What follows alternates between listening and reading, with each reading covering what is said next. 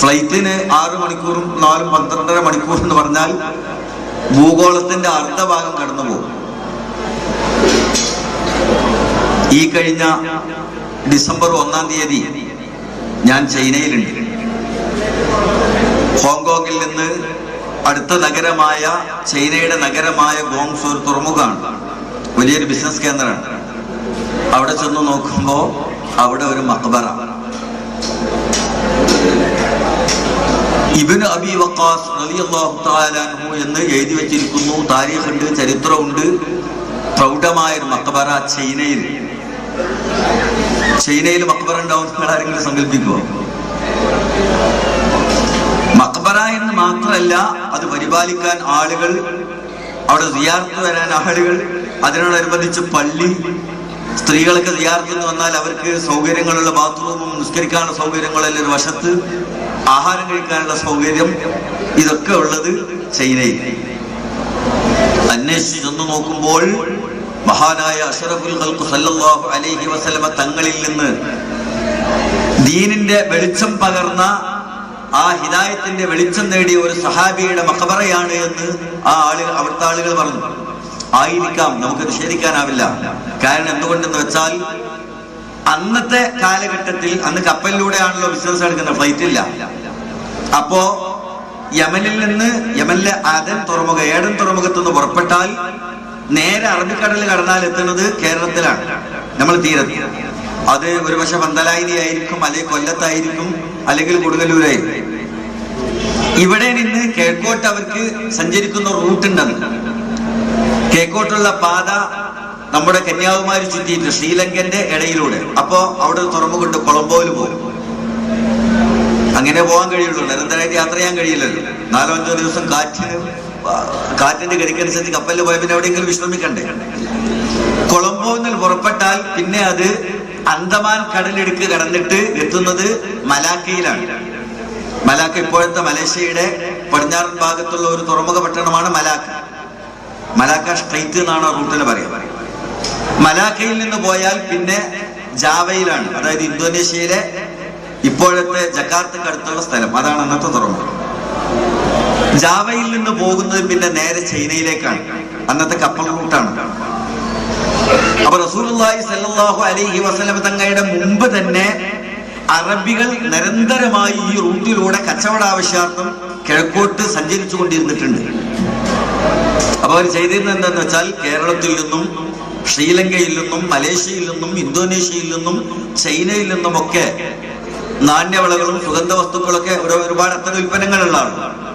അത് വാങ്ങിയിട്ട് യമനിൽ കൊണ്ടുപോയി പിന്നെ യമനിൽ നിന്ന് ഒട്ടകപ്പുറത്ത് കയറ്റി കരമാർഗം അവരത് അയക്കുന്നത് പശ്ചിമേഷ്യയിലേക്കാണ്, റോമൻ മാർക്കറ്റിലേക്ക്.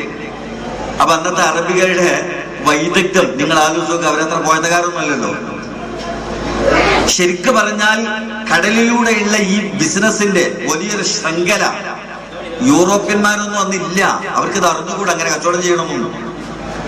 കൊടും തണുപ്പിൽ ജീവിക്കുന്ന, ഹിമക്കരടികളെ പോലെ ജീവിക്കുന്ന ഒരു ജീവജാലങ്ങളാണെന്ന് യൂറോപ്യന്മാർ എന്ന് പറഞ്ഞാൽ അന്ന് ലോകം മുഴുവനും മാർക്കറ്റ് അറബികളുടെ കയ്യിലാണ്. ആ കച്ചവട സംഘങ്ങളുടെ യാത്രാ വഴിയിലൂടെയാണ് പിന്നീട് മഹാനായ റസൂലുള്ളാഹി സ്വല്ലല്ലാഹു അലൈഹി വസല്ലമയുടെ സ്വഹാബികൾ ദീനുമായിട്ട് സഞ്ചരിച്ചത്. അങ്ങനെയാണ് ഇസ്ലാമിന്റെ തുടക്കകാലത്ത് തന്നെ കേരളത്തിലും ജാവയിലും ചൈനയിലുമൊക്കെ സ്വഹാബികൾ എത്തിപ്പെടാൻ കാരണമായി. 14 നൂറ്റാണ്ട് കഴിഞ്ഞു.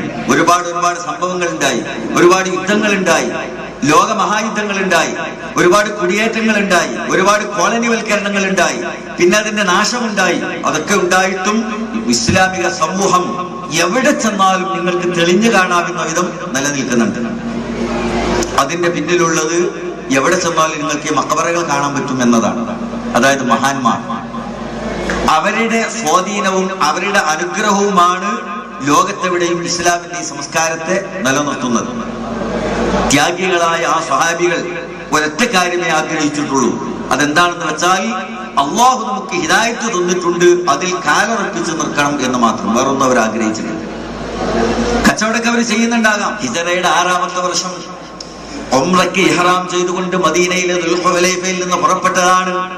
പക്ഷേ മക്കയിൽ എത്താൻ കഴിഞ്ഞില്ല. ഹുദൈബിയ എന്ന് പറയുന്ന സ്ഥലത്ത് വെച്ച് മക്കയിലെ ആളുകൾ അങ്ങോട്ട് പ്രവേശിക്കുന്നത് തടയുമെന്ന വിവരം ലഭിച്ച് അവിടെ ക്യാമ്പ് ചെയ്ത് അവസാനം ഒരു യുദ്ധമില്ലാതിരിക്കാൻ വേണ്ടി മസ്ലഹത്തിന്റെ ഹുദൈബിയയിൽ വെച്ച് മക്കക്കാരുമായി കരാറുണ്ടാക്കി അവിടുന്ന് തിരിച്ചു പോരുകയാണ് ഉണ്ടായത്.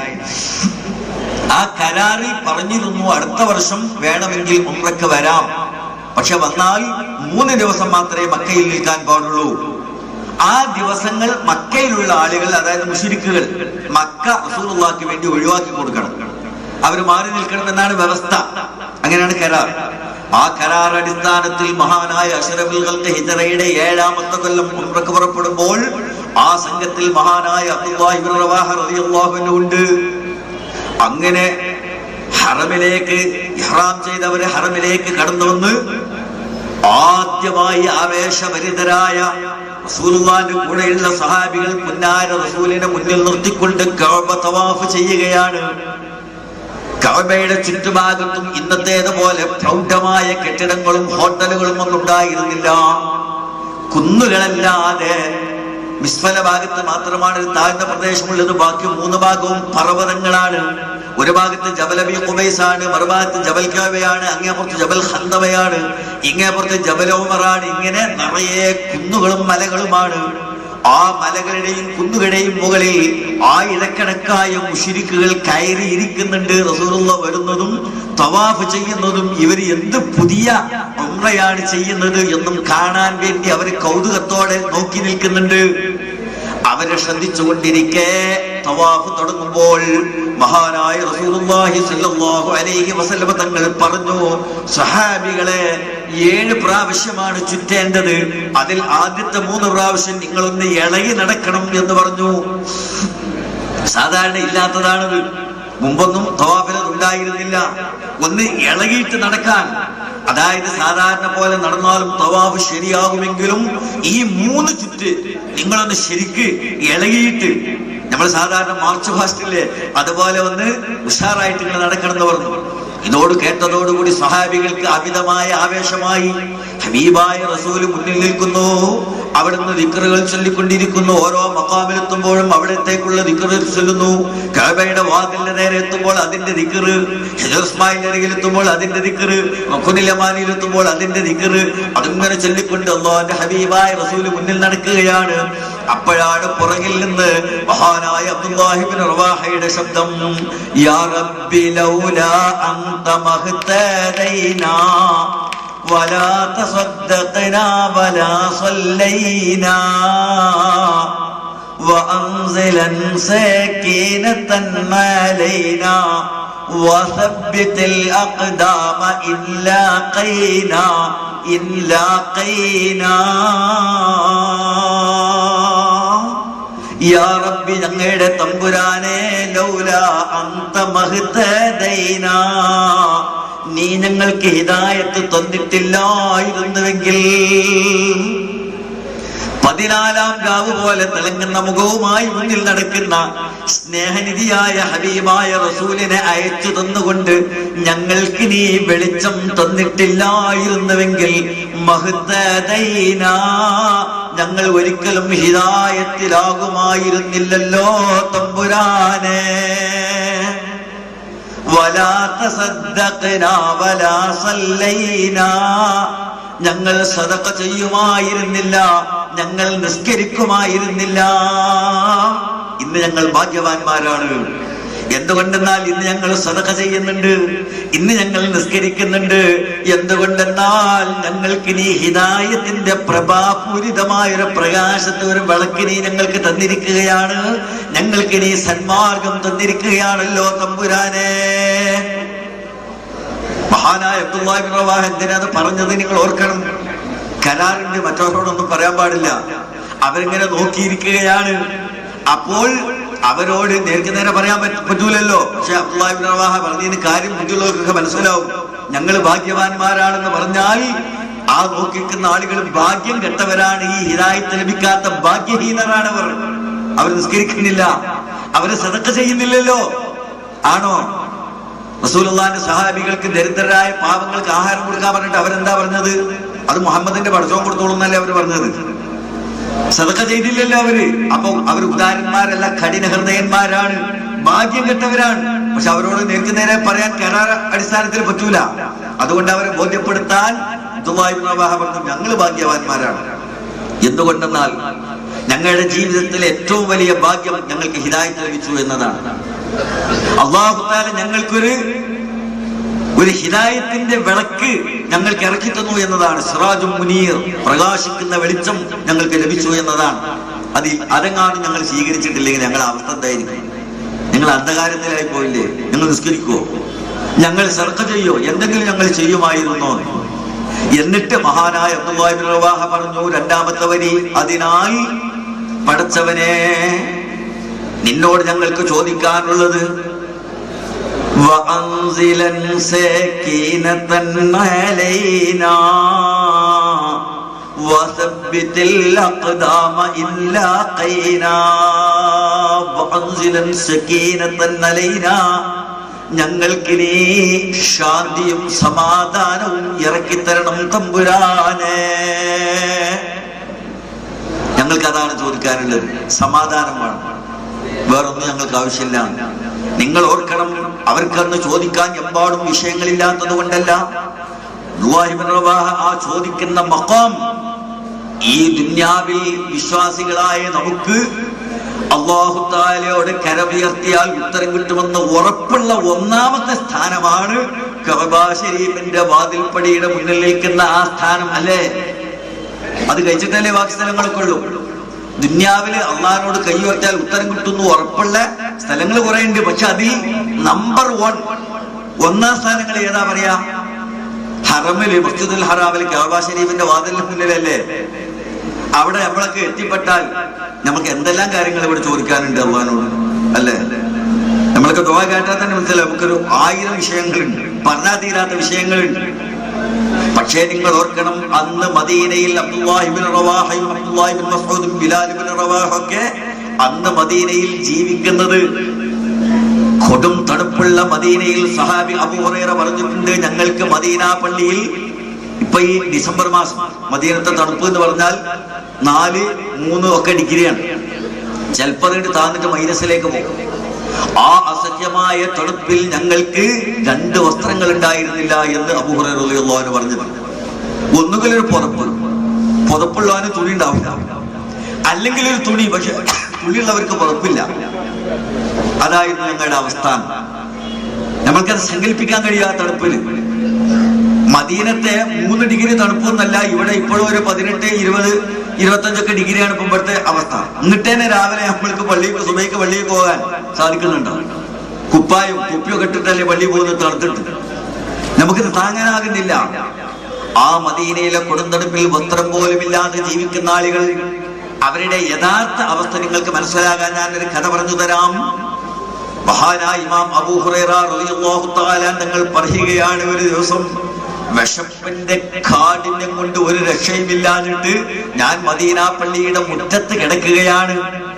മുറ്റത്ത് കിടക്കുന്നത് എന്തിനാണെന്ന് വെച്ചാൽ, ആരെങ്കിലും അതുവഴി പോകുമ്പോൾ ഒട്ടിയ വയറുമായി ചുരുണ്ട് കിടക്കുന്ന എന്നെ കണ്ടാൽ വിശപ്പുണ്ടെന്ന് മനസ്സിലാക്കി വാ അബൂ ഹുറൈറ എന്ന് പറഞ്ഞ് കൂട്ടിക്കൊണ്ടുപോയി 2 ഈത്തപ്പഴം തന്നിരുന്നെങ്കിൽ എന്ന് കരുതിയിട്ടാണ് ഞാൻ ആ പള്ളിയുടെ മുറ്റത്ത് കിടക്കുന്നത്. പക്ഷെ ഒരുപാട് ആളുകൾ അതിലെ കിടന്നുപോയി, അവരാരും എന്നെ നോക്കുന്നില്ല. എനിക്കറിയാം അവർ നോക്കാത്തത് കൊണ്ടല്ല, പക്ഷെ എന്നെ വീട്ടിലേക്ക് കൊണ്ടുപോയാൽ എനിക്ക് തരാൻ അവരുടെ വീട്ടിൽ 2 or 3 ഈത്തപ്പഴം ഉണ്ടാവുകയില്ല എന്ന് എനിക്കറിയാം. അതുകൊണ്ടാണ് അവർ എന്നെ മൈൻഡ് ചെയ്യാതെ കടന്നുപോയത്. അവസാനം ഒരാൾ വന്നു, അസ്സലാമു അലൈക്കും എന്ന് ഞാൻ പറഞ്ഞു. അവിടുന്ന് സലാം അടക്കി. ആരാണിത്? മഹാനായ ഹബീബുൽ മുസ്തഫ സല്ലല്ലാഹു അലൈഹി വസല്ലമ തങ്ങളാണ്. അപ്പൊ എന്റെ സലാം കേട്ടപ്പോ തന്നെ റസൂലുള്ളാഹിക്ക് കാര്യം മനസ്സിലായിക്കണേ. ചില സലാമുണ്ടല്ലോ നമുക്ക് കേട്ടാൽ തന്നെ മനസ്സിലാവും എന്തിനാണ് ഈ സലാം. അതായത് നമ്മുടെ ശ്രദ്ധ ഒന്നാണ് തിരിയാൻ വേണ്ടിയിട്ടാണ്. റസൂലുള്ളാഹിക്ക് അത് മനസ്സിലായി. റസൂൽ എന്നെ കുറച്ചു നേരം നോക്കിയിട്ട് വിളിച്ച് താഴ്ന്നു വാന്നു. എനിക്കുണ്ടായ സന്തോഷം, കാരണം റസൂല് വിളിക്കുന്നു എന്ന് പറഞ്ഞാൽ അതിന്റെ അർത്ഥം എന്റെ പ്രശ്നം പരിഹരിച്ചു എന്നാണ്. ഞാൻ എങ്ങനെയോ എഴുന്നേറ്റ് കയ്യും കാലൊക്കെ കുത്തി എഴുന്നേറ്റ് റസൂലുള്ളാഹിന്റെ പുറകിൽ നടന്നു. നേരെ വീട്ടിൽ ചെന്ന് അകത്തേക്ക് കയറിയിട്ട് അള്ളാഹിന്റെ ഹബീബായ റസൂൽ ആയിഷ ബീവിനെ വിളിച്ചു. ആയിഷ, ഇവിടെ എന്തെങ്കിലും ഉണ്ടോ എന്ന് ചോദിച്ചു. ആയിഷ ബീവി റളിയല്ലാഹു തആല അൻഹ, അല്ലാഹുവിന്റെ റസൂലെ, കുറച്ച് പാലുണ്ട്, അത് ഇന്നലെ ഒരാൾ ഇവിടെ കൊണ്ടുവന്നാണ്. ഞാൻ പിന്നെ കുടിച്ചിട്ടില്ല, വിഷക്കാഞ്ഞിട്ടല്ല, പക്ഷെ തങ്ങളെ എപ്പോഴാ വരികയെന്ന് അറിയില്ലല്ലോ, അതുകൊണ്ട് ഞാനിവിടെ വെച്ചിട്ടുണ്ട് എന്ന് പറഞ്ഞു. ഒരു പാത്രത്തിൽ കുറച്ച് പാല്, ഒരാൾക്ക് കുടിക്കാനുള്ള പാലേ ഉള്ളൂ. അത് റസൂൽ ആ പാത്രം വാങ്ങി ഇങ്ങനെ നോക്കിയിട്ട് അബൂ ഹുറൈറയുടെ മുഖത്തേക്ക് നോക്കി. അബൂ ഹുറൈറയുടെ മുഖം കെട്ട് തിളങ്ങാണ് സന്തോഷം കൊണ്ട്. കാരണം പഠിച്ചവനെ ഒരു തുള്ളി പാല് കിട്ടാൻ പോവാണ്, ഒരു തുള്ളി പാല് കിട്ടാൻ പോകുന്നു എന്നുള്ള സന്തോഷം. അങ്ങനെ നിൽക്കുമ്പോ അള്ളാഹു റസൂൽ ചോദിച്ചു, അബൂ ഹുറൈറ, പള്ളിയില് ആഹാരം കിട്ടാത്ത ആളുകളുണ്ടോന്ന് ചോദിച്ചു. പള്ളിയിൽ ആഹാരം കിട്ടാത്തവരേ ഉള്ളൂ. എന്താ പറയാ, ഉണ്ട് എന്ന് പറഞ്ഞാൽ റസൂൽ അവരെ വിളിക്കാൻ പറയും. അപ്പൊ പിന്നെ എന്റെ കാര്യം കഷ്ടം തന്നെ. ഇല്ല എന്ന് അള്ളാഹു റസൂലിനോട് മുഴുവൻ അറിയാൻ പറ്റുമോ? അത് പറ്റൂല. ഞാൻ ആകെ നിന്നിട്ട് പരിങ്ങേട്. എന്താ പറയേണ്ടത് അള്ളാഹു റസൂലിനോട്? സത്യം പറഞ്ഞാൽ ഉടനെ റസൂൽ അവരെ വിളിക്കാൻ പറയും, പാല അവർക്ക് കൊടുക്കും. ഞാൻ റസൂലിന്റെ വലിയ ഇഷ്ടപ്പെട്ട ആളായതുകൊണ്ട് ഞാൻ ഔട്ടാവും. വിശന്നിട്ടാണ് ഇവര് നിർവാഹമില്ല. ഏതായാലും ഞാൻ പറഞ്ഞു, അള്ളാഹു റസൂലെ കുറച്ച് ആളുകൾ ഉണ്ട് എന്ന് പറഞ്ഞു. എന്നാ അവരെ വിളിക്കുകയാണ് അള്ളാഹു റസൂല്. എന്താ ചെയ്യാ? അവരോട് പോയിട്ട് വിളിക്കാതിരിക്കാൻ പറ്റുമോ? പോയാൽ അവർ വന്നാൽ എന്താ ഉണ്ടാകുക എന്ന് ആലോചിച്ചിട്ട് ഒരു പിടുത്തമില്ല. ഏതായിരുന്നാലും പോയി. ഞാൻ അവരോട് പറഞ്ഞു, നിങ്ങൾ അള്ളാഹുവിന്റെ റസൂല് വിളിക്കുന്നുണ്ട് എല്ലാരും. വന്നു നോക്കുമ്പോ 70 ആളുകൾ. 70 ആളുകൾ, ഈ പറഞ്ഞ കൂട്ടത്തിൽപ്പെട്ട സഹാബികൾ 70 ആളുകൾ പള്ളിയിൽ നിന്ന് റസൂലുള്ളാഹിന്റെ വീട്ടിന്റെ മുന്നിൽ എല്ലാവരും. റസൂലുള്ളാഹി സ്വല്ലല്ലാഹു അലൈഹി വസല്ലം എല്ലാവരും ഇങ്ങനെ നിർത്തി. എന്നിട്ട് ആ പാൽപാത്രം എന്റെ കയ്യിൽ തന്നിട്ട് അള്ളാഹു റസൂല് പറഞ്ഞു, അബൂ ഹുറൈറ വലഭാഗത്ത് നിന്ന് കൊടുത്തു തുടങ്ങിക്കോന്ന് പറഞ്ഞു. എന്നോട് കുടിക്കാനല്ല പറയുന്നത്, കൊടുക്കാനാണ്. സഹിക്കാൻ കഴിയും അത്. പക്ഷെ റസൂലൊക്കെ പറഞ്ഞല്ലേ, ഞാന് റസൂലുള്ളാഹിന്റെ ശരീരം അതാണ്, ഏത് സംഗതിയും കൊടുക്കാൻ വലത്ത് ഭാഗത്തുനിന്നാ തുടങ്ങും. നമ്മൾ ശ്രദ്ധിക്കേണ്ടത് അതാണ്. ഒരു സദസ്സിൽ ഇങ്ങനെ ആളുകൾ വട്ടത്തിൽ ഇരിക്കുന്നു, ചായപാത്രം ഇട്ട് എന്നാല് വലത്ത് ഭാഗത്തുനിന്ന് കൊടുത്തു തുടങ്ങും. അതിന് സുന്നത്തിൽപ്പെട്ടതാണ്. വലത് ഭാഗത്ത് ഞാൻ കൊടുത്തു. ആദ്യത്തെ ആൾക്ക് പാത്രം കൊടുത്തു. അയാള് വയറിറച്ച് പാല് കുടിച്ചാണ് പാത്രം നിന്നത്. അപ്പൊ ഞാൻ അടുത്ത ആൾക്ക് കൊടുത്തു. അയാള് പാല് കുടിച്ചിട്ട് പാത്രം നിന്നാ പിന്നെ അടുത്ത ആൾക്ക് കൊടുത്തു. 70 ആളുകളും പാല് കുടിച്ചു. ഈ ഒരു പാത്രം പാലിൽ നിന്ന് 70 ആളുകൾ പാല് കുടിച്ചു. എല്ലാവരും കുടിച്ചു കഴിഞ്ഞപ്പോ ഞാൻ റസൂലുള്ളാഹിന്റെ വാതിലിൽ വിട്ടു. അപ്പൊ അള്ളാഹു റസൂല് വന്നു. റസൂല് ചോദിച്ചു, എല്ലാരും കുടിച്ചോന്ന് ചോദിച്ചു. ആ, എല്ലാരും കുടിച്ചു. അവരൊക്കെ കുടിച്ച് പള്ളിയിലേക്ക് പോയി. എന്നിട്ട് ഞാൻ പാൽപാത്രം അള്ളാന്റെ ഹബീബായ റസൂലിന്റെ കയ്യിൽ കൊടുക്കുകയാണ്. അപ്പൊ റസൂൽ എന്റെ മുഖത്ത് നോക്കിയിട്ട് ഇങ്ങനെ ചിരിച്ചു. കാരണം റസൂലുള്ളാഹിക്ക് അറിയാം, ആദ്യം തന്ന സമയത്ത് എന്റെ മുഖഭാവം കണ്ടാൽ മനസ്സിലാവുമല്ലോ, മുഖത്തുനിന്ന് വായിച്ചെടുക്കാൻ പറ്റൂല മനുഷ്യന്റെ സ്വഭാവം. അള്ളാഹുന്റെ റസൂൽ കുറച്ചേരം ഇങ്ങനെ നോക്കിന്ന് ചിരിച്ചിട്ട് എന്നോട് പറഞ്ഞു, എന്നാ പിന്നെ നീ കുടിച്ചോന്ന് പറഞ്ഞു. ഞാൻ അവിടെ തന്നെ ഇരുന്നാണ് കുടിച്ചു. സന്തോഷം കൊണ്ടേ കുടിക്കാണ്. റസൂൽ അകത്തേക്ക് പോയി. വയറ് നിറച്ച് കുടിച്ചു. വയറൊക്കെ ഉണ്ട് നിറഞ്ഞു. നോക്കുമ്പോ പാത്രത്തിൽ പാല് പിന്നെ ബാക്കിയുണ്ട്. ഞാൻ വാതിലിൽ വിട്ടു. അള്ളാഹു റസൂല് വന്നു. അപ്പൊ ഞാൻ പാത്രം കൊടുത്തു. റസൂലുള്ള വാങ്ങിയില്ല. അള്ളാഹു റസൂല് വന്നു, കുടിക്ക പോറേറാണ്. പിന്നെ റസൂൽ കൽപ്പിച്ചതല്ലേ എന്നുള്ളതുകൊണ്ട് ഞാൻ കുറച്ചുകൂടി കുടിച്ചു. പക്ഷെ അതിന് പോണില്ല, എന്നാലും ഞാൻ കുടിച്ചു. എന്നിട്ട് ഞാൻ പാത്രം കൊടുത്തു. അപ്പോൾ റസൂൽ ഒന്ന് ചിരിക്കാണ്. ചിരിച്ചിട്ട് റസൂൽ പറയാണ്, കുടിക്ക പോറേറാണ്. ഞാൻ പറഞ്ഞു, അള്ളാഹു റസൂലെ, പാലെന്റെ തൊണ്ടക്കുഴിയിൽ എത്തിയിട്ടുണ്ട്. വയറുന്നൊക്കെ പോന്നിട്ട് ഇവിടെ എത്തിയിട്ടുണ്ട്, നീ അങ്ങോട്ട് പോകില്ല എന്ന് പറഞ്ഞു. റസൂല് ചിരിച്ചിട്ട് പാത്രം വാങ്ങി. അതായത് നീ ഞാൻ ആദ്യം തന്നപ്പോ എന്താണ് എന്റെ മനസ്സിലുണ്ടായിരുന്നെന്നാണ് ഇപ്പൊ ചോദിച്ചതിന്റെ ചിരിച്ചതിന്റെ അർത്ഥം. കിട്ടൂലെന്ന് വിചാരിച്ചതല്ലേ, ഇപ്പൊ സന്തോഷമായല്ലോ. റസൂൽ ആ പാത്രം വാങ്ങിയിട്ട് അകത്തേക്ക് പോവുകയും ചെയ്തു. നിങ്ങൾ മനസ്സിലാക്കണം, ഞാനിത് പറഞ്ഞത് അന്ന് മദീന പള്ളിയിൽ താമസിച്ചിരുന്ന ആ സ്വഹാബാക്കൾ ഒരു തുള്ളി പാലിന് വേണ്ടി അല്ലെങ്കിൽ ഒരു ഈത്തപ്പഴത്തിന് വേണ്ടി കഷ്ടപ്പെട്ടിരുന്ന, ഒന്ന് പൊറുക്കാനുള്ള ഒരു തുണിക്ക് വേണ്ടി കഷ്ടപ്പെട്ടിരുന്ന ആ കാലഘട്ടത്തിൽ മക്കയിൽ വന്ന സ്വഹാബികളാണ്. അള്ളാഹുവിനോട്, പടച്ചവനെ ഞങ്ങൾക്ക് നല്ല വസ്ത്രം ധരിക്കാനുള്ള ഐശ്വര്യം തരണം, നല്ല ആഹാരം തരണം എന്ന് ചോദിക്കുന്നതിന് പകരം മഹാനായ അബ്ദുല്ലാഹി ഇബ്നു റവാഹ റളിയല്ലാഹു അൻഹു ദുആക്ക് ഉത്തരം കിട്ടുന്ന മഖാമിൽ നിന്ന് അള്ളാഹിനോട് ചോദിക്കുന്നത്, വഅൻസിലൻ സകീനതൻ അലൈനാ വസബ്ബിതിൽ അഖ്ദാമ ഇല്ലാ ഖൈനാ. അല്ലാഹുവേ, അതിനാൽ നീ ഞങ്ങൾക്ക് തന്ന ഹിദായത്താകുന്ന ഈ നിഅമത്ത് മുൻനിർത്തി നിന്നോട് ഞങ്ങൾക്ക് ചോദിക്കാനുള്ളത്, ഒന്ന്, നീ ഞങ്ങളുടെ മനസ്സുകൾക്ക് ശാന്തി നൽകണം. ആഹാരം ഉണ്ടായില്ലെങ്കിലും ഞങ്ങൾക്ക് പ്രശ്നമൊന്നുമില്ല, വസ്ത്രം ഉണ്ടായില്ലെങ്കിലും പ്രശ്നമില്ല, അതൊന്നും ഇപ്പൊ ഞങ്ങളെ ബാധിക്കുന്ന കേസല്ല. ഞങ്ങൾക്ക് മനസ്സമാധാനമാണ്. നീ ഞങ്ങൾക്ക് നൽകുന്നതിൽ സംതൃപ്തി, അതല്ലേ മനസമാധാനം അല്ലേ? അതില്ലാതിരുന്ന മനസമാധാനം ഉണ്ടാവും? ഒരാൾക്ക് വലിയ കൊട്ടാരമുണ്ട്, AC റൂമുകളുണ്ട്, 2-3 എയർ കണ്ടീഷൻ ചെയ്ത കാറുണ്ട്, എല്ലാം അയാൾക്കുണ്ട്. ഗൾഫ് നാടുകളിൽ എമ്പാടും ബിസിനസ് ഉണ്ട്. എന്നാലും നിങ്ങൾ ചിലപ്പോൾ അയാൾക്ക് എന്തെങ്കിലും ഒരു ആവശ്യത്തിന് എന്നാൽ ഒരു പള്ളിയുണ്ട് അല്ലെ മദ്രസ ഉണ്ട് എന്തെങ്കിലും ചെയ്യണം എന്ന് പറഞ്ഞാൽ അയാളുടെ കഷ്ടപ്പാടും പായൊന്നും തീർത്താൻ തീരില്ല. അയാൾ പറയും ഞാനിപ്പോ 1.5 കോടി രൂപ ടാക്സ് അടക്കാൻ ഞാനിട്ട് ആകെ ബേജാറായി നിൽക്കുകയാണ്. അവിടെ സൂപ്പർ മാർക്കറ്റ് തുടങ്ങിയിട്ട് ബാങ്കിൽ നിന്ന് ലോൺ എടുത്തിട്ടുണ്ട്, തിരിച്ചടച്ചില്ല. അയാൾക്ക് ആകെ ബേജാറ് തന്നെയാണ്. എങ്ങനെയാണ് ഈ മനുഷ്യൻ AC റൂമിൽ കിടന്നു അയാൾക്ക് ഉറങ്ങാൻ കഴിയും? അപ്പൊ പണം ഉണ്ടായതുകൊണ്ട് സമാധാനം ഉണ്ടാവില്ല. മനസ്സമാധാനം അല്ലാഹു നൽകുന്ന ചെറിയ അനുഗ്രഹങ്ങളിൽ സംതൃപ്തനായിരിക്കുക എന്നതാണ് മനസ്സമാധാനം. അതവർക്ക് നല്ലോണം ഉണ്ടായിരുന്നു. അല്ലാഹു തആല അവർക്ക് ആ തൗഫീഖ് ചെയ്തു കൊടുത്തു. അവർ സന്തുഷ്ടരാണ്, അവർക്ക് മനസ്സമാധാനമുണ്ട്. നിങ്ങൾ ആലോചിച്ച് നോക്കി, എത്ര മഹാന്മാരായ ഔലിയാക്കളും സ്വാലിഹ്യങ്ങളും ലോകത്ത് ജീവിക്കുന്നത്, എന്താ അവരുടെ സ്വത്തായിട്ടുള്ളത്? അവർക്ക് എന്തെങ്കിലും ഉണ്ട്? എത്രയോ സൂഫിയാക്കളെ നമ്മൾ കണ്ടിട്ടുണ്ട്. തഴവ പറഞ്ഞ മാതിരി കണ്ടു ഞാനിവിടെ പല പല സ്വാലിഹീങ്ങളുടെ വീടുകളോല തൂക്കി മറച്ച് മഞ്ഞും മഴയുമേറ്റവരായി കഴിയുന്നുണ്ട് പട്ടിണിയായി. നല്ല കെട്ടിടവും മുറികളിലൊത്ത സാധനവും വെറുമൊരു ഫക്കീറായി എനിക്കു തന്നതിൽ ഞാൻ ഭയക്കുവതായി ഉള്ളും കിടുകിടുക്കുവതായി. വിവരമുള്ളവർക്ക് അങ്ങനെ പറയാറുണ്ട്. കാരണം എത്രയോ മഹാന്മാരെ നമ്മൾ കണ്ടിട്ടുണ്ട്. ഓലമേന് മഴ കൊണ്ട് വെയിൽ കൊണ്ട് അവരിങ്ങനെ കഴിഞ്ഞുകൂടും. അവർക്ക് പ്രശ്നങ്ങളൊന്നുമില്ല, ഒരു വേവലാതി, ആരോടും അവർക്ക് പരാതി പറയുന്നില്ലല്ലോ, ഒരു ടെൻഷൻ അവർക്കില്ലല്ലോ.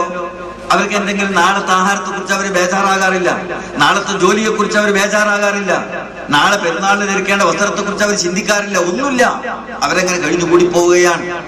അവരുടെ അവസ്ഥ അതല്ലേ. സൂഫിയാക്കൾ ഔലിയാക്കൾ എന്നൊക്കെ പറഞ്ഞാൽ അവർക്ക് ഇഹലോകത്തിന്റെ കാര്യത്തിൽ എന്താ താല്പര്യമുള്ള ഒന്നുമില്ല. അവർക്ക് മനസ്സമാധാനമുണ്ട്, അവർ സന്തുഷ്ടരാണ്, അവർ സംതൃപ്തരാണ്. അള്ളാഹു അവർക്ക് നൽകുന്ന പരിമിതമായ അനുഗ്രഹങ്ങളിൽ, ഐഹലോകത്തിന്റെ ഐശ്വര്യങ്ങളിൽ അവർ സംതൃപ്തരാണ്. അതാണ് അബ്ദുല്ലാഹി ഇബ്നു റവാഹ റളിയല്ലാഹു അൻഹു ചോദിച്ചത്, പടച്ചവനെ ഞങ്ങൾക്ക് ചോദിക്കാനുള്ളത്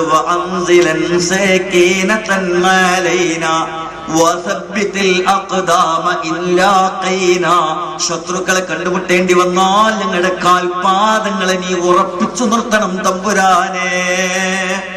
ഈ 2 സംഗതി, ഒന്ന് മനസ്സമാധാനം തരണം, രണ്ടാമത്തെ ഞങ്ങളെ കാല് ഉറപ്പിച്ചു നിർത്തണം. പിന്മാറുന്ന അവസ്ഥ ഉണ്ടാകരുത്. ഒരു പ്രതിസന്ധിയിലും ഒരു സാഹചര്യത്തിലും ഈ ഹിദായത്തിൽ നിന്ന് വ്യതിചലിച്ചു പോകുന്ന ഒരു സാഹചര്യം നീ ഞങ്ങൾക്ക് നൽകരുത് എന്ന്. എത്ര സമാധാനത്തിലിരുന്ന് അവരറിയോ? നിങ്ങൾക്ക് മനസ്സിലാകാൻ ബദറിന്റെ കഥ പഠിച്ചാൽ മതി.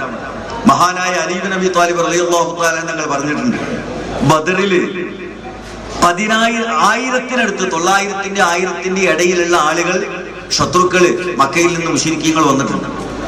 അവര് സർവായുധധാരികളാണ്. എല്ലാ സജ്ജീകരണങ്ങളും സൗകര്യങ്ങളും ഭക്ഷണവും ആയുധവും ആഭരണവും പണവും എല്ലാം അവരുടെ കയ്യിലുണ്ട്. അവര് ആരോഗ്യവാന്മാരാണ്. മദീനയിലെ സ്വഹാബികൾ മാതിരി പട്ടിണി കിടക്കുന്നവരല്ല, വസ്ത്രമില്ലാത്തവരല്ല, സർവായുധ വിഭൂഷിതരാണ്. എല്ലാം ഉണ്ട് അവർക്ക്. ഇപ്പുറത്തോ 313 സ്വഹാബികൾ, അതില് മര്യാദക്കൊരു വാളുള്ള ആളാ കൂട്ടത്തിലില്ല. ഒക്കെ അവരുടെ കയ്യിലുള്ളത് അവര് സാധാരണ വെറുതെ ഇങ്ങനെ കൊണ്ടെടുക്കുന്ന ഒരു ആയുധമുണ്ട് ചെറുത്, ഇതല്ലാതെ ഒന്നുമില്ല. അതിനെ തുരുമ്പുടിച്ചതും പഴയതും ഒക്കെയാണ്. സഞ്ചരിക്കാൻ അവർക്ക് വാഹനമില്ല. 313 ആളുണ്ടായിട്ട് 100 ഒട്ടകം പോലെ അവർക്ക് തയ്ച്ചുണ്ടായിരുന്നില്ല സഞ്ചരിക്കാൻ. ആഹാരം കഴിക്കാൻ കാര്യമായ അവരുടെ കയ്യിൽ ഒന്നുമില്ല. എന്നിട്ട് പോലും നാളെ പോർക്കളത്തിൽ യുദ്ധം നടക്കാൻ പോവാണ്. മഹാനായ അലി ഇബ്നു അബീ ത്വാലിബ് റളിയല്ലാഹു തആല ഞങ്ങൾ പറയുന്നു, രാത്രി ഇശാസ്കാരം കഴിഞ്ഞ് അള്ളാന്റെ ഹബീബായ റസൂൽ ഞങ്ങളോടൊക്കെ വിശ്രമിക്കാൻ പറഞ്ഞു. ഞങ്ങൾ പോയി. റസൂലുള്ളാഹി സ്വല്ലല്ലാഹു അലൈഹി വസല്ലം മാത്രം ഉറക്കൊഴിച്ച് റസൂലുള്ളാഹിക്ക് സഅദ് ഇബ്നു ഉബാദ റളിയല്ലാഹു അൻഹു ഉണ്ടാക്കി കൊടുത്തൊരു പന്തലുണ്ട്, ഒരു അരീഷ്, ഒരു ഈത്തപ്പനന്റെ പന്തല്. ആ പന്തലിന്റെ ഉള്ളില് അള്ളാഹിനോട് ദ്വാരന്നുകൊണ്ടിരിക്കുകയാണ് നേരം വെളുക്കുന്നവരെ. സുബൈന്റെ ടൈം ആയപ്പോ മഹാനായ റസൂലുള്ളാഹി സ്വല്ലല്ലാഹു അലൈഹി വസല്ലം എല്ലാരും വിളിക്കാൻ പറഞ്ഞു. അപ്പോ ബിലാൽ ഇബ്നു റബാഹ് റളിയല്ലാഹു തആല എല്ലാരും വിളിച്ചോണ്ട് മൂപ്പര് സുബൈന്റെ വാങ്ങ് കൊടുത്തു. അലി റളിയല്ലാഹു അൻഹു പറഞ്ഞു, അപ്പൊ എല്ലാവരും ഉണ്ട് അവിടുന്ന് ഇവിടുന്ന് എഴുന്നേറ്റ് വരുന്നുണ്ട്. എവിടുന്ന്? ഓരോ ഈത്തപ്പനന്റെ മുരട്ടും 4 ആള് 5 ആള് വീതം സുഖമായിട്ട് കിടന്നുറങ്ങാണ്, മുണ്ട് വിരിച്ചു കാണും. നാളെ യുദ്ധം നടക്കാൻ പോകുന്നോടത്ത് ഉറക്കം വരുമോ? എനിക്കും നിങ്ങൾക്കാണെങ്കിൽ ഉറക്കം വരുമോ? സുഖമായിട്ട് ഉറക്കം വലിച്ചു, ഒരിക്കലും പ്രശ്നമില്ല. റസൂലിവിടെ വരയ്ക്കുന്നുണ്ട്. അവര് നന്നായിട്ട് ഉറങ്ങി വരികയാണ്, ഒരു ഭയമില്ല. അപ്പുറത്ത് കയ്യെത്തുന്ന ദൂരത്താണ് ആയുധധാരികളായ ശത്രുക്കളുള്ളത്. ഒരു പേടിയില്ല, സുഖമായിട്ട് അവർ കിടന്നുറങ്ങി. പക്ഷെ അബൂജാഹിലിന്റെ കൂട്ടർ ആരെങ്കിലും അന്ന് രാത്രി ഉറങ്ങിയിട്ടുണ്ടാവും പേടിച്ചിട്ട്. ഉണ്ടാകാൻ സാധ്യതയില്ല. അതാണ് അവർക്ക് അല്ലാഹു തആല നൽകിയ സക്കീനത്ത് എന്ന് പറയുന്നത്. അത് സക്കീനത്താണ്, മനസ്സിന്റെ സമാധാനം. അവർ സന്തുഷ്ടരായിരുന്നു. അബ്ദുല്ലാഹി ഇബ്നു റവാഹ റളിയല്ലാഹു തആല തങ്ങൾ അല്ലാഹുവിനോട് പറഞ്ഞത്, പടച്ചവനെ ഞങ്ങളെ കാൽപാദങ്ങൾ ഉറപ്പിച്ചു നിർത്തണം എന്നാണ്. നിങ്ങൾക്കറിയാമോ, ആ ഉംറ കഴിഞ്ഞ് റസൂലുള്ളാഹിയും സഹാബികളും മദീനയിൽ വന്നു. റസൂലുള്ളാഹിന്റെ മനസ്സിൽ നിന്ന് ആ കവിതയുടെ മാധുര്യം പോയിട്ടില്ല.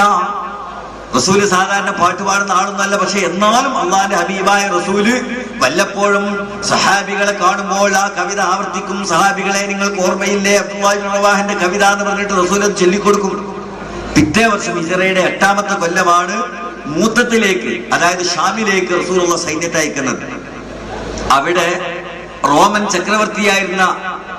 ചക്രവർത്തിയുടെ പ്രതിനിധി, റസൂലുള്ളാഹിന്റെ പ്രതിനിധിയെ വധിച്ചു കളഞ്ഞതിന്റെ പേരിൽ അള്ളാഹിന്റെ ഹബീബായ റസൂല് റോമൻ സൈന്യവുമായിട്ട് യുദ്ധം ചെയ്യാൻ സഹാബികളെ അയക്കുകയാണ്.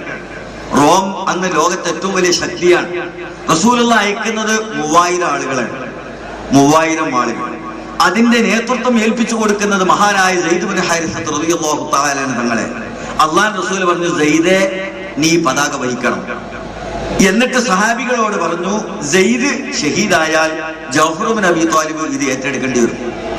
ജഅഫർ ഷഹീദായാൽ അബ്ദുല്ലാഹി ഇബ്നു റവാഹ ഇത് ഏറ്റെടുക്കണം എന്ന് പറഞ്ഞു. അങ്ങനെ അവരെ യാത്ര അയക്കാണ്. 3 ആൾക്കും അപ്പൊ തന്നെ ഉറപ്പായി, ഞങ്ങൾ ഇനി മദീനക്ക് മടങ്ങി വരലുണ്ടാവില്ല.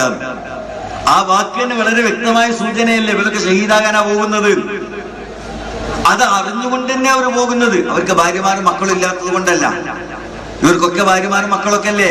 പക്ഷെ അവർക്ക് കുട്ടികളോടൊക്കെ യാത്ര പറഞ്ഞ് റസൂലുള്ള പറഞ്ഞെന്ന് അവർക്ക് മനസ്സിലായി, ഇങ്ങോട്ട് വരലുണ്ടാവില്ല. അവസാനത്തെ യാത്രയും പറഞ്ഞ് അവർ മൂത്തത്തിലേക്ക് പോയി.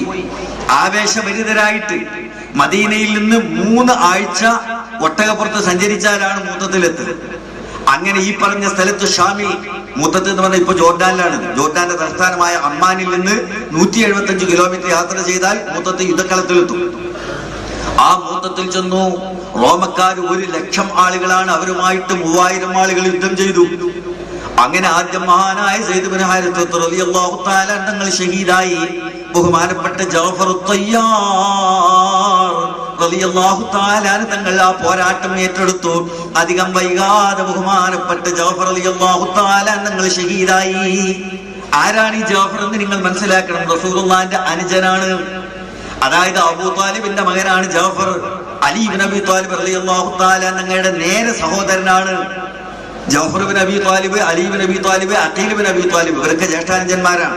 റസൂലുള്ളാഹിന്റെ എളാപ്പാന്റെ മക്കളാണ്. എളാപ്പാന്റെ മകനാണ് അഞ്ചനല്ലേ. മഹാനായ ജഅഫർ റളിയല്ലാഹു തആല നിങ്ങൾ മൂത്തത്തിൽ ഷഹീദാകുന്ന സമയത്ത് മദീന പള്ളിയിൽ ഇരുന്നു കൊണ്ട് അല്ലാഹുവിന്റെ റസൂലിന്റെ കണ്ണിൽ നിന്ന് കണ്ണുനീരൊഴുകുകയാണ്. സ്വഹാബികൾ ചോദിച്ചു, അല്ലാഹുവിന്റെ തിരുദൂതരെ എന്ത് പറ്റി? സംഭവം എന്താന്ന് അവരറിയില്ലല്ലോ. ഇത് മൂത്തത്തിലല്ലേ. അന്ന് ടി വി ഇല്ല, ഫോണില്ല, മൊബൈലില്ല, ഒരു സംഭവം ഇല്ലല്ലോ. ആ നിമിഷം അള്ളാഹിന്റെ ഹബീബായ റസൂല് പറയുന്നു, ജഅഫറിന്റെ ആത്മാവ് കുരുവികളുടെ ചിറകുകളിലായി സ്വർഗത്തിന്റെ മരച്ചില്ലകളിൽ പറന്ന് കളിക്കുന്നത് ഞാൻ കാണുന്നു. അള്ളാഹു റസൂല് പറഞ്ഞതാണ് സഹാബികളോട്. അതിന്റെ അർത്ഥം എന്താണ്? ജഅഫർ ഷഹീദായി, സ്വർഗത്തിലേക്ക് പോയി. ആ വാർത്ത അള്ളാഹു റസൂല് അവരെ അറിയിക്കുകയാണ്. അത് കഴിഞ്ഞ് ആ പോരാട്ടം ഏറ്റെടുക്കുന്നത് മഹാനായ അബ്ദുല്ലാഹി ഇബ്നു റവാഹ റളിയല്ലാഹു അൻഹു ആണ്.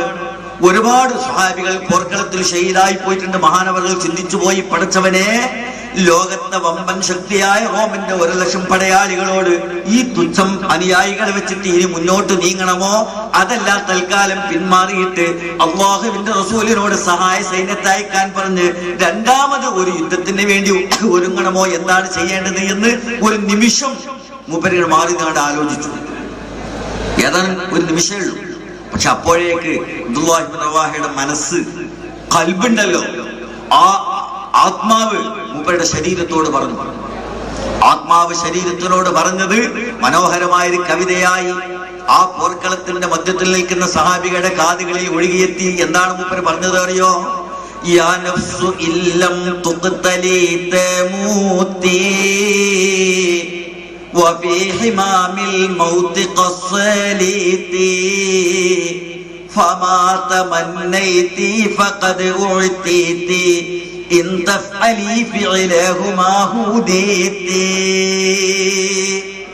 സ്വന്തം ആത്മാവ് ശരീരത്തിനോട് പറയുകയാണ്, യാ നഫ്സു, അബ്ദുല്ലാഹി ഇബ്നു റവാഹയുടെ ശരീരമേ, ഇല്ലം തുഖ്തലി തമൂതി, നീ ഒരു കാര്യം മനസ്സിലാക്കണം, ഈ യുദ്ധത്തിൽ നീ കൊല്ലപ്പെട്ടിട്ടില്ലെങ്കിലും നീ നാളെ മരിക്കേണ്ടി വരും. യുദ്ധത്തിൽ മുന്നോട്ട് പോയാൽ കയറി വന്നാൽ കൊല്ലപ്പെടുന്നുള്ള പേടിയല്ലേ? ഇതിൽ കൊല്ലപ്പെട്ടില്ലെങ്കിൽ ബാക്കി ഉണ്ടാവും. യുദ്ധത്തിൽ മരിച്ചില്ലേ ശരി, എന്ന് വിചാരിച്ച ആള് ബാക്കി ഉണ്ടാവും. നാളെ മരിക്കണ്ടേ, അല്ലെ മറ്റന്നാളെ മരിക്കണ്ടേ? അതിനാൽ ഇനി സംശയിച്ചു നിൽക്കണ്ട, മരണത്തിന്റെ തീച്ചൂളയിലാണ് നീ വന്ന് നിൽക്കുന്നത്. ഇത് മരണത്തിന്റെ ലോകമാണ്, ഇത് മരണത്തിന്റെ സന്ദർഭമാണ്. അതുകൊണ്ട്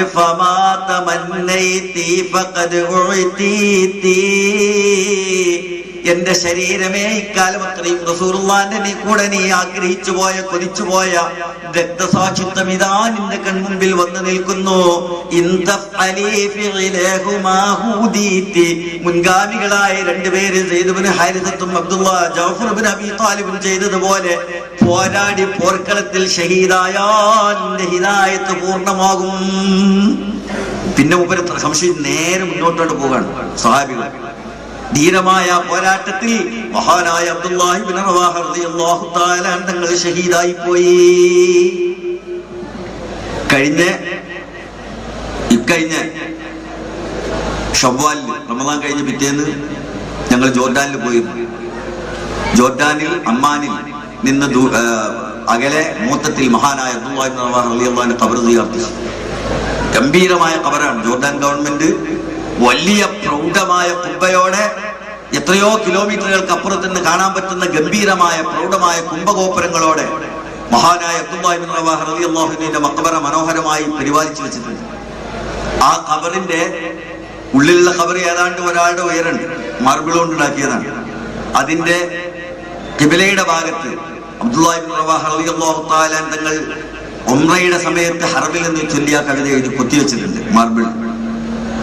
മറുവശത്ത് പിൻവശത്ത് മരിക്കുന്നതിന്റെ ഏതാനും മിനിറ്റുകൾക്ക് മുമ്പ് പോർക്കളത്തിൽ വെച്ച് പാടി ഈ കവിതയും അവിടെ മനോഹരമായി കുത്തിവെച്ചിട്ടുണ്ട്. വഴി ഏതാണ്ട് 300 കിലോമീറ്റർ പോയാൽ അൽപുല എന്ന് പറയുന്ന സ്ഥലത്തെത്തും. അത് മദാഇൻ സ്വാലിഹാണ്. സ്വാലിഹ് നബി അലൈഹി സ്വലാമിന്റെ ഖൗമിനെ അല്ലാഹു തആല നശിപ്പിച്ച സ്ഥലമാണ്. അവിടെ പുരാതനമായ ഭവനങ്ങളുണ്ട്, വീടുകൾ. എങ്ങനെയാണ് വീട് അറിയോ? വീടുണ്ടാക്കിയതല്ല, വലിയ പാറക്കല്ലുകൾ തുരന്ന് അതിന്റെ ഉള്ളിൽ അവര് ഉളി കൊണ്ട് വീടുണ്ടാക്കിയതാണ്. നമ്മൾ വീടുണ്ടാക്കുന്നത് പാറ വെട്ടിയെടുത്ത് കഷ്ണാക്കിയിട്ട് അത് പുറത്തു കത്തിയിട്ടാണ്. അവര് വീടുണ്ടാക്കിയത് അങ്ങനെയല്ല, പാറന്റെ ഉള്ളിൽ തുറന്നിട്ടാണ്. അതിന്റെ ഉള്ളിൽ നല്ല സിറ്റ് ഔട്ട് ഉണ്ട്, ഡൈനിങ് ഹാൾ ഉണ്ട്, ബെഡ്റൂം ഉണ്ട്, ഒക്കെ ഉണ്ട്. ഗംഭീരമായ കൊട്ടാരങ്ങൾ പാറ തുറന്നുണ്ടാക്കിയ ആളുകൾ. ഖുർആൻ അവരെ കുറിച്ച് പറഞ്ഞിട്ട് തൻഹിതൂന മിനൽ ജിബാലി ബുയൂതാൻ, പർവ്വതങ്ങളിൽ നിന്ന് വീടുകളെ കുത്തിയുണ്ടാക്കിയവരായിരുന്നില്ല അവർ. എന്നിട്ട് അവർക്ക് എന്താ സംഭവിച്ചത്? സാലിഹ് നബി അലൈഹി സ്വലാമിന്റെ സന്ദേശം നിരാകരിച്ചപ്പോൾ അല്ലാഹു തആല അവരെ കിടിലം വിളിച്ച് തകർത്ത് തരിപ്പണമാക്കി കഴിഞ്ഞില്ലേ? ഇന്ന് ആ ഭൂമി വെറുതെ കിടക്കുകയാണ്, മരുഭൂമിയായിട്ട് കിടക്കുകയാണ് ആ പ്രദേശം. ജോർഡാന്റെ ഇസ്രായേലിന്റെ ഇടക്കാണ് ചാവുകടൽ. നിങ്ങളത് കാണണം. ഏതാണ്ട് 100 കിലോമീറ്ററോളം നീളവും 25 കിലോമീറ്റർ വീതിയിലും കിടക്കുന്ന ഒരു കടല്. ശരിക്കുള്ള ഒരു കടലാണെന്ന് തോന്നും, യഥാർത്ഥത്തിൽ വലിയ തടാകാണ്. ഒരു ജീവിയും അതിലുണ്ടാവില്ല, ഒരു ബാക്ടീരിയ പോലും ഉണ്ടാവില്ല. നിങ്ങളതിൽ ഇറങ്ങിയാൽ ഇങ്ങനെ മലന്ന് കിടക്കുക വെള്ളത്തിന്റെ മുകളിൽ, താഴ്ത്തു പോവില്ല. കാരണം അത്രമാത്രം സാന്ദ്രമാണ് ആ വെള്ളം. സാധാരണ കടൽ വെള്ളത്തിനേക്കാൾ എത്രയോ ഇരട്ടി സാന്ദ്രമായ 8 മടങ്ങാണ് അതിൽ ഉപ്പുള്ളത് സാധാരണ വെള്ളത്തിനേക്കാൾ. പിന്നെ എണ്ണമറ്റ കെമിക്കലുകൾ. എങ്ങനെയാണ് ഇതൊക്കെ ഉണ്ടായത്? ആ ചാവുകടൽ എന്ന് പറയുന്നത് ലൂത്ത് നബി അലൈഹി സ്വലാമിന്റെ ഖൗമിനെ അല്ലാഹു സുബ്ഹാനഹു വ തആല ജിബ്രീലിനെ അയച്ച് നേരെ എടുത്തിട്ട് ആ പ്രദേശം ഒന്നായിട്ട് കയ്യിലെടുത്തിട്ട് ഇങ്ങനെ മറിച്ചിട്ടതാണ്. നമ്മൾ ഓംലെറ്റ് ഒക്കെ ഇങ്ങനെ മറിച്ചിടൂലേ, അതുപോലെ ഓംലെറ്റ് ഉണ്ടാക്കുമ്പോഴേ തട്ടിയിടൂലേ, നേരെ കൊണ്ട് മറിച്ചിട്ടതാണ്. ആ മറിച്ചിട്ട സ്ഥലം ഇന്ന് കടലാണ്, ചാവുകടലാണ്. ബാക്ടീരിയ പോലും ഉണ്ടാകാത്ത, ജീവിക്കാത്ത, ഒരു വസ്തുവിനും ജീവിക്കാൻ കഴിയാത്ത കടലാണ്. 4000 വർഷമായിട്ട് ദൃഷ്ടാന്തമായി നമ്മുടെ മുന്നിലുണ്ട്. അതുകൊണ്ടാണ് അല്ലാഹു തആല പറഞ്ഞത് സീറൂ ഫിൽ അർളി, നിങ്ങൾ ഭൂമിയിൽ സഞ്ചരിച്ചു നോക്കണം. അപ്പൊ നിങ്ങൾക്ക് മനസ്സിലാവും എന്താണ് കഴിഞ്ഞ തലമുറകൾക്ക് സംഭവിച്ചത്. 2 സ്ഥലത്ത് അല്ലാഹു തആല ചോദിക്കുന്നുണ്ട്, അവലം യസീറൂ ഫിൽ അർളി, എന്തുകൊണ്ട് അവർ സഞ്ചരിക്കുന്നില്ല. അപ്പൊ നമ്മൾ നടന്നു. അതാണല്ലോ സൂഫിയാക്കളുടെ ഒരു സ്ഥലത്ത് നിൽക്കൂലല്ലോ അവര് കുറെ കാലം സ്ഥലത്ത്, പിന്നെ കുറെ കാലം വേറെ സ്ഥലത്ത്, ഇങ്ങനെ നിരന്തരം യാത്ര ചെയ്യാണ്. മഹാനായ അബ്ദുൽ ഖാദിർ ജീലാനി റളിയല്ലാഹു തആല, ഞങ്ങൾ ഷവ്വാലിൽ ബഗ്ദാദിൽ പോയപ്പോൾ മഹാനായ അബ്ദുൽ ഖാദിർ ജീലാനി റളിയല്ലാഹു അൻഹുവിന്റെ മഖബറയിൽ ചെന്നു. ഇപ്പൊ അത് ഖറാബായി കിടക്കുകയാണ്. ബഗ്ദാദ് ഇപ്പത്തെ ബഗ്ദാദല്ലേ. യുദ്ധങ്ങൾ കൊണ്ട് തകർന്നു പോയ രാജ്യം. മക്ബറകൾക്ക് കുഴപ്പമൊന്നുമില്ല, പക്ഷെ ആളുകൾക്ക് കണ്ട് വരാൻ വയ്യ. കാരണം ഇറാഖിന്റെ തെരുവിൽ ഇപ്പോൾ ഓരോ 50 മീറ്ററിലും മിലിറ്ററി ചെക്ക് പോസ്റ്റാണ്. ഒരു മനുഷ്യനും നടക്കാൻ പറ്റൂല. നമ്മൾ പിന്നെ വിദേശികളായതുകൊണ്ടും ടൂറിസത്തിന്റെ ഡിപ്പാർട്ട്മെന്റിന്റെ സപ്പോർട്ട് ഉള്ളത് കൊണ്ടും അവർ കടത്തി വിടുന്നു എന്ന് മാത്രം, അത്രേ ഉള്ളൂ. വേറെ ഒരു മനുഷ്യനും അതിലൂടെ സ്വന്തമായിട്ട് സഞ്ചരിക്കാൻ കഴിയില്ല. സദ്ദാം ഹുസൈന്റെ 6 ലക്ഷം ഉണ്ടായിരുന്ന ലോകത്തെ ഏറ്റവും പ്രസിദ്ധമായ റിപ്പബ്ലിക്കൻ ഗാർഡ് എന്ന് പറയുന്ന മിലിറ്ററി, അവരുടെ ക്യാമ്പുണ്ട് അവിടെ. മക്ബറയാണ് ഒന്നായിട്ട്. കാരണം അമേരിക്ക കാർപ്പറ്റ് ബോംബിട്ടിട്ട് വേറെ കബറുണ്ടാക്കിയാണ്ട് അവരെ മറയേണ്ടി വന്നിട്ടില്ല. അവര് നേരെ തന്നെ മണ്ണിനടിക്കൊണ്ട് പോയിട്ടുണ്ട്. 6 ലക്ഷം വരുന്ന റിപ്പബ്ലിക്കൻ ഗാർഡുകളാണ് ആ ശ്മശാനം. അതിങ്ങനെ പരന്ന് കിടക്കുന്നുണ്ട്. കാവൽ മാടങ്ങളൊക്കെ തകർന്ന് പൊളിഞ്ഞ്, കെട്ടിടങ്ങളൊക്കെ ഇടിഞ്ഞു പൊളിഞ്ഞ് അങ്ങനെ തന്നെ കിടക്കുകയാണ്. അവിടെ മഹാനായ അബ്ദുൽ ഖാദിർ ജീലാനി റളിയല്ലാഹു തആല തങ്ങളുടെ മക്ബറയുണ്ട്. ആ അബ്ദുൽ ഖാദിർ ജീലാനി റളിയല്ലാഹു തആല നിങ്ങൾ ഔലിയാക്കളുടെ സുൽത്താനായിരുന്നു.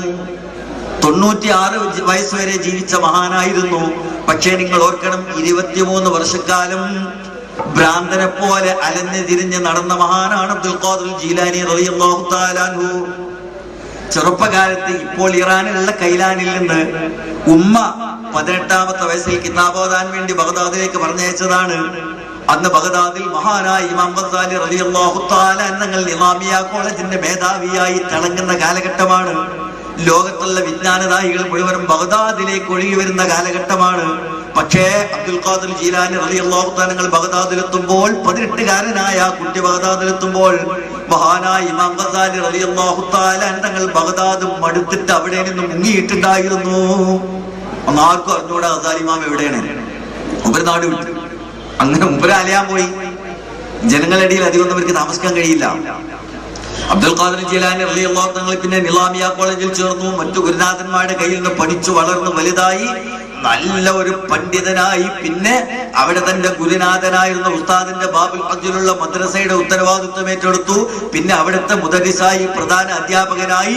പിന്നെ ഗസാലി ഇമാം ഇല്ലാത്തത് കൊണ്ട് ജനങ്ങളെല്ലാവരും ഇങ്ങോട്ട് ഒഴുകി തുടങ്ങി. അവിടെ വലിയ സദസ്സും വലിയ ദർസും ലോകപ്രശസ്തമായ വിജ്ഞാന കേന്ദ്രവുമായിട്ട് മാറുകയാണ്. അപ്പോഴാണ് മഹാനായ അബ്ദുൽ ഖാദിർ ജീലാനി റളിയല്ലാഹു അൻഹു ചിന്തിക്കുന്നത്, പടച്ചോനെ, ഇതൊക്കെ എന്റെ നാശത്തിന്റെ തുടക്കമാണല്ലോ. ആർക്കാണ് അങ്ങനെ ചിന്തിക്കാനാവുക? ഒരു മനുഷ്യന് ദുന്യാവിൽ വെച്ച് ലഭിക്കാവുന്നതിൽ വെച്ച് ഏറ്റവും വലിയ പദവിയാണെന്ന് കിട്ടിയത്. കാരണം അന്ന് ഇസ്ലാമിക ഭരണമാണ്, സെൽജൂക്കിയയുടെ ഭരണമാണ്. മലിക് ഷാ ചക്രവർത്തി എന്ന് പറഞ്ഞാൽ ഇഷ്ടം പോലെ പണം വിജ്ഞാനത്തിന് വേണ്ടി ഒഴുക്കുകയാണ്. അപ്പൊ മുദരിസമാർക്കൊക്കെ ശമ്പളം കൊടുക്കുന്ന ഗവൺമെന്റാണ്, സാധാരണ ശമ്പളമല്ല.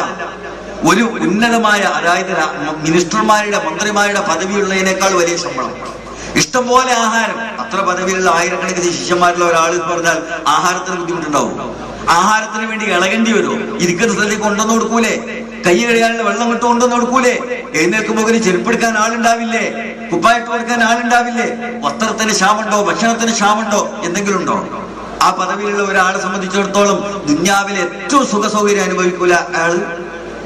സാധാരണഗതിയിൽ ഏറ്റവും നല്ല ഭക്ഷണം കഴിക്കുന്നവരാണ് അത്തരം ആളുകളായിരിക്കും. നമ്മളെ നാട്ടിൽ തന്നെ, നിങ്ങളെ നാട്ടില് എന്നും ഏറ്റവും നല്ല മുന്തിയ ഭക്ഷണം കഴിക്കലാരെന്ന് പറഞ്ഞോട് പള്ളിക്കല മൂലയല്ലേ. ഓരോ പെരയിന്നാണ് ചെലവുണ്ട്. ഞങ്ങളുടെ നാട്ടിലൊക്കെ അങ്ങനെയാണ്. 30 പെരയിന്ന് ചെലവുണ്ടായാൽ ഉസ്താദിന് 30 ദിവസം പെരുന്നാളിന്. വീട്ടുകാർക്ക് മാസത്തിൽ ഒരു ദിവസം നല്ല ചെലവുണ്ടാക്കി കൊടുത്താൽ മതി, അവർക്ക് പ്രശ്നമൊന്നുമില്ല.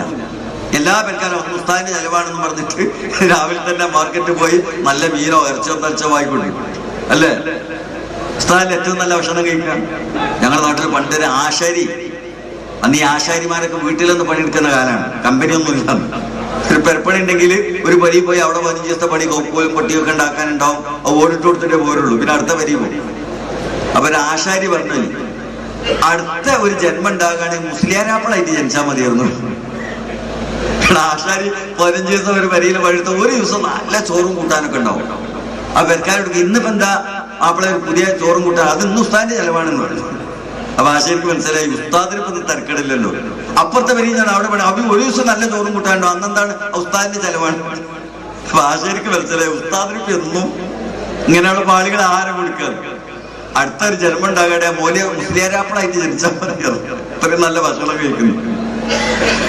അത് ജനങ്ങൾ സ്നേഹിച്ചിട്ട് കൊടുക്കുന്നതാണ്, ആരും നിർബന്ധിക്കുന്നൊന്നല്ലല്ലോ പോലും.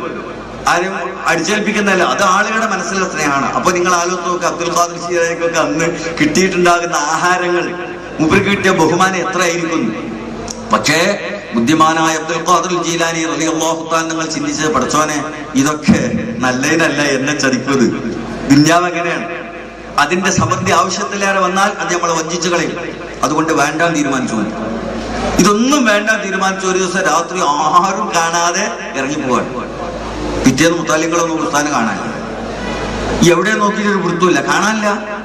അവസാനം ആളുകള് ബഗ്ദാദ് നഗരം മുഴുവനും തന്നെ എവിടെയും മൂപ്പരില്ല. പിന്നെ ആരോ പറഞ്ഞു കേട്ട് മരുഭൂമിയിലുണ്ട്. അപ്പൊ ചെന്ന് നോക്കുമ്പോ മൂപ്പര് നല്ല വസ്ത്രം ധരിച്ചെന്നൊക്കെ ഒഴിവാക്കിയാണ്.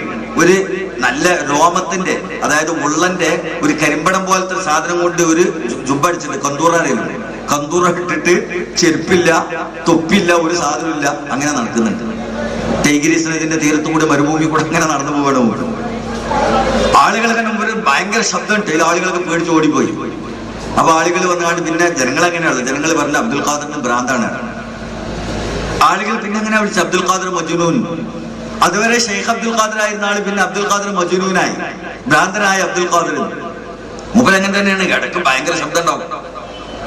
പരിചയമില്ലാത്ത ആളുകളൊക്കെ ശബ്ദം കേട്ടിട്ട് ഓടി വരും, എന്താ സംഭവിച്ച ഒന്ന് നോക്കുമ്പോ അബ്ദുൽ ഖാദർ ജീലാനിയാണ്. ഓ അബ്ദുൽ ഖാദർ, നീ ഞങ്ങളെ പേടിപ്പിച്ചല്ലോ എന്ന് പറയാനോ അവർ തിരിച്ചു പോവുകയും ചെയ്യും. അങ്ങനെ ആ അവസ്ഥയിൽ 1, 2 അല്ലട്ടെ 23 കൊല്ലക്കാലം ഇറാഖിന്റെ മരുപ്രദേശത്തും കുറ്റിക്കാടുകളിലും മലഞ്ചെരുവുകളിലും അലഞ്ഞു നടന്ന ആളാണ് മഹാനായ അബ്ദുൽ ഖാദർ ജീലാനി റളിയല്ലാഹു അൻഹു. എന്തിനെ അറിയോ? ഈ സമൃദ്ധിയിൽ നിന്നാണ്ട് പോയിട്ട് സ്വന്തം നഫ്സിനെ പഠിപ്പിക്കാൻ, സ്വന്തം നഫ്സിന് താഴ്മ, വിനയം എന്താണെന്ന് പഠിപ്പിക്കാൻ. കാരണം ഈ അവസ്ഥയിൽ എന്തായാലും വിനയം ഉണ്ടാവില്ല. ആളുകൾ ഇങ്ങനെ ചെരുപ്പെടുക്കാനും കൊടെടുക്കാനും ഒക്കെ നിന്നിട്ടുണ്ടെങ്കിൽ പിന്നെ വിനയം ഉണ്ടാവും. നമ്മളതിൽ വഞ്ചിതരാവില്ലേ? ഞാൻ ഇപ്പൊ തിരക്കടില്ലാൻ തോന്നൂലേ? അപ്പൊ പിന്നെ ഇനി ഇപ്പോ ചെരുപ്പ് ഇടാൻ പോകുമ്പോ ആരെങ്കിലും എടുത്തു നോക്കുന്നു, നമ്മളൊന്ന് കാത്തിരിക്കും, ആരെങ്കിലും എടുക്കാണ്ട് എടുത്തോട്ടെ വിചാരിച്ചു അല്ലേ? അടി ഇറങ്ങിയിട്ടൂലല്ലോ എളുപ്പത്തില്, ഒന്നിങ്ങനെ നോക്കി വെക്കൂലേ? എന്താ കാരണം? നമ്മളെ മനസ്സിൽ വന്നു, ഇനിയിപ്പോ ഞാൻ നേരെ ഇറങ്ങി ചെരുപ്പിടണ എനിക്ക് മോശമാണ്, ഒരാൾ ചെരുപ്പെടുത്ത് ചേർന്നെന്ന് തോന്നൂലേ? ആ അവസ്ഥയിൽ നമ്മൾ എത്തിപ്പോകും. അപ്പൊ അത് നമ്മളുടെ ഹൃദയത്തെ ദുഷിപ്പിക്കും. അതാണ് അബ്ദുൽ ഖാദർ ജീലാനി ശരീരത്തെ മര്യാദ പഠിപ്പിക്കാൻ, അദബ് പഠിപ്പിക്കാൻ വേണ്ടി ഇറാഖിന്റെ മരുപ്രദേശത്ത് അസഹ്യമായ തണുപ്പ്, ചൂടുകാലം വന്നാൽ സഹിക്കാൻ കഴിയാത്ത ചൂട്, ആഹാരം കഴിക്കാൻ ഒന്നുമില്ല. മൂപ്പരേനെ പറഞ്ഞു